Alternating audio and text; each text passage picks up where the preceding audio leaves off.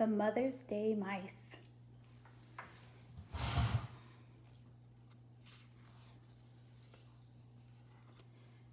Biggest Mouse awakened first. It was early morning and still almost dark. He tugged gently on the whiskers of Little Mouse, who slept next to him. "It's Mother's Day," he whispered. "It's time to get up and go for our presents." Middle Mouse tugged gently on the whiskers of Little Mouse, who slept between him and the wall. "Mother's Day," he whispered, and they crept out of bed and tiptoed past Mother's room. Outside, one star still slept in the sky, and they stopped to wash paws and faces in a pail of water Mother kept by the front door. Biggest studied his watch. "We have 2 hours before Mother wakes up. Middle and I know what we're getting for her and where to find it." And he looked at Little Mouse and waited. "I know too what I'm getting," the Little Mouse said. "Honeysuckle." Biggest shook his head. "No, Little Mouse, honeysuckle only grows on the honeysuckle cottage, and we know who lives in Honeysuckle Cottage. You'll have to find something else for Mother." Little Mouse wanted to argue, but Biggest was already lining them up, one behind the other. "Hold tails and be quiet as we go," he said. "The dark has its dangers for little mice." They ran across the open meadow. Little Mouse liked the tough, smooth feel of his brother's tail. He thought the 3 of them joined together must look like a long snake. He didn't like to think about snakes, though. The edge of the sky was streaked with morning. A red fox passed them on his way home. They crouched till the white tip of his tail disappeared in the trees. "Grrr," said Little Mouse fiercely. "Who's afraid of him?" But his voice was so weak that he couldn't hear himself. An owl soared above them as they lay hidden in the long grass. Little Mouse kept his eyes tight closed. If he couldn't see the owl couldn't see him. "You don't have to squeeze my tail so hard," Middle Mouse told him when they stood up. "I thought you might be frightened," Little Mouse said. "And I was telling you I was here." Middle Mouse sniffed. A strawberry patch grew at the edge of the meadow. "There's my surprise for Mother," Middle Mouse said. "She loves strawberries. She says the first one's taste of summer coming." Biggest Mouse boosted him so that he could get the roundest, reddest berry from the top. Its weight tipped him backward as he carried it. "My surprise is here too," Biggest Mouse said, and he picked a dandelion fluff ball and held it high by its milky stem. "It's a wish flower for Mother." Little Mouse thought the fluff ball was as beautiful as the spinning of a spider's web. He could see the sky through it. "Mother will love it," Little Mouse said. "Now can we go for the honeysuckle? We have time, and maybe he won't be there." Biggest Mouse sighed. "We'll go look, but only because you're the littlest, and it's Mother's Day. We won't go close. Cat is always there." Cat was there. He lay on the porch of Honeysuckle Cottage, monstrously big, monstrously black. When he yawned, his mouth was as dark it was a dark, spiked cave. Little Mouse could see it clearly, even though they weren't too close. "Maybe he'll leave soon," Little Mouse whispered. He pulled his eyes away from the cat to the honeysuckle that twined around the porch. Honeysuckle for Mother.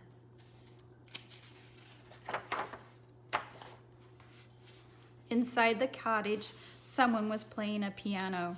The tune was "Twinkle, Twinkle, Little Star."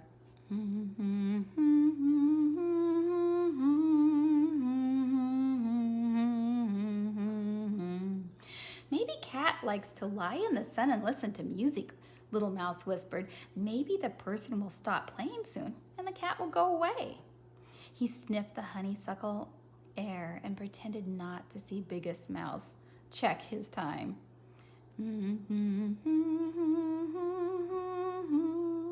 That person isn't going to stop playing, Middle Mouse muttered. He set the strawberry on the ground, and a beetle came on the run.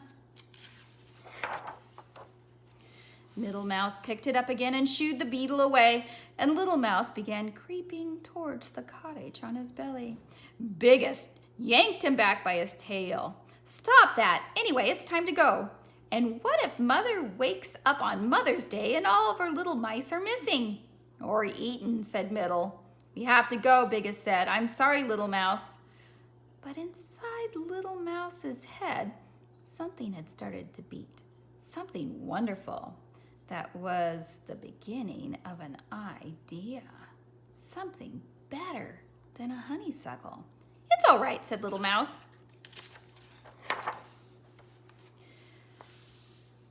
The sun made a pink path across the meadow as they ran for home.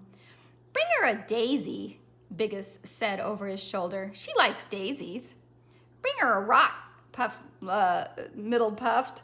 A small rock that's not hard to carry. They're nice, said Little Mouse, but they're not special enough for this special day. He had something special, though. He had it strong and firm in his mind when they got home. Biggest stood the puffball in a jar beside Mother's chair. Middle put the strawberry on a blue dish on the table. I'm glad I didn't roll it, he said. Sometimes I wanted to, but I carried it all the way, and it isn't even squished. He glanced sideways at Little Mouse. The strawberry can be from you too, Little Mouse. And the puffball will be from both of us, Biggest said. Little Mouse smiled. Thank you, but I brought something of my own. He thought it was funny when his brothers looked around and then rolled their eyes at each other. Something I kept hidden, he said. Biggest held up a warning paw. Shh, Mother's coming. Happy Mother's Day, they all shouted when she came into the kitchen. And Mother said, why, you remembered, we almost got eaten 3, Middle began, but Biggest poked him hard. Sometimes Middle talked too much. Mother blew on the fluff ball, and it exploded into a million beautiful feathery seeds. Did you make a wish? Biggest asked. Yes, a wonderful wish. Mother cut the strawberry into 4 pieces. I love strawberries, she said. The first one's taste of summer coming. She nibbled on the edge of the berry and closed her eyes, and Little Mouse knew she was tasting sunshine and sweet corn and the cold waters of the meadow stream. Now me, he said. He was so excited he thought he might explode like the fluff ball into a million pieces. The music he had heard at Honeysuckle Cottage was loud in his mind, and he clasped his paws and began to sing. He sang the words he had thought of as they ran home. I have brought a song to say, happy, happy Mother's Day. No one's mother is so nice. Love from all your little mice. I have brought a song to say, happy, happy Mother's Day. That was wonderful, Mother said when he finished. How astonished his brothers were. They thought he had nothing, and all the time he had this. Oh, was it better than a honeysuckle? Little Mouse asked. Much better, Mother said. Honeysuckles don't last forever, but a song does. Was it the best of all your surprises? Ooh, as soon as he said that, Little Mouse felt mean. The song was from all of us, he added quickly. Mother smiled. All my surprises were lovely. You each brought me something different, and you each brought me something the same. Do you know what it was, Little Mouse? Little Mouse knew. They had brought their love. Mother opened her arms wide and they ran to her. "Let's sing Little Mouse's song together," she said. And Mother and her 3 little mice swayed together as they sang. And the kitchen was warm with wishes and summer coming and music and love. Thank you for joining me in the Mother's Day Mice. See you tomorrow.